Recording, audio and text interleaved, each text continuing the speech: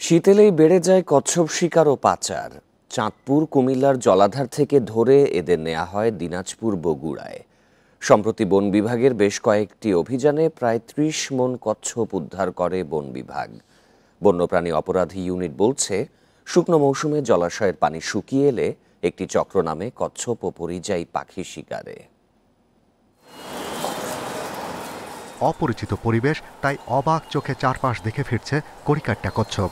নিজ আবাস জলাশয় থেকে আশ্রয় হয়েছে ইট সিমেন্টের মেঝেতে।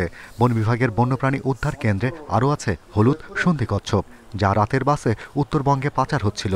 সম্প্রতি চাঁদপুর কুমিল্লায় মাছের আড়তে অভিযান চালিয়ে ৩ প্রজাতির কচ্ছপ উদ্ধার করে বন্যপ্রাণী অপরাধ দমন ইউনিট।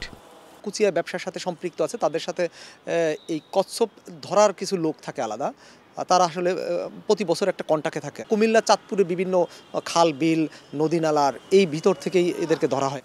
পাচারের সময় গেল ১৫ দিনে প্রায় ৩০ মণ কচ্ছপ উদ্ধার হয়েছে।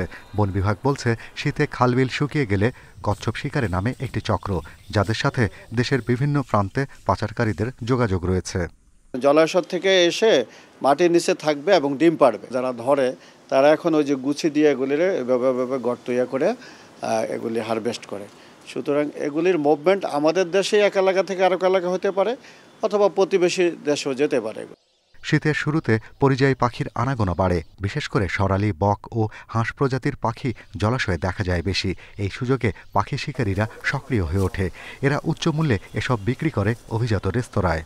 পাখিগুলো দেখেন আপনি, সাইজটা কিন্তু খুবই ছোট, প্রায় 200 গ্রাম মাংস হবে না।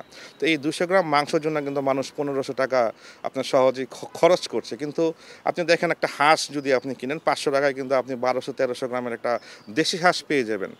পাখি ও কচ্ছপ শিকার বেচা বিক্রি ও খাওয়া দণ্ডনীয় অপরাধ। বন্যপ্রাণী সংরক্ষণ আইনে লাখ টাকার জরিমানা অথবা 1 থেকে 5 বছরের জেলও হতে পারে। Shahriar Anirban, independent news, Dhaka.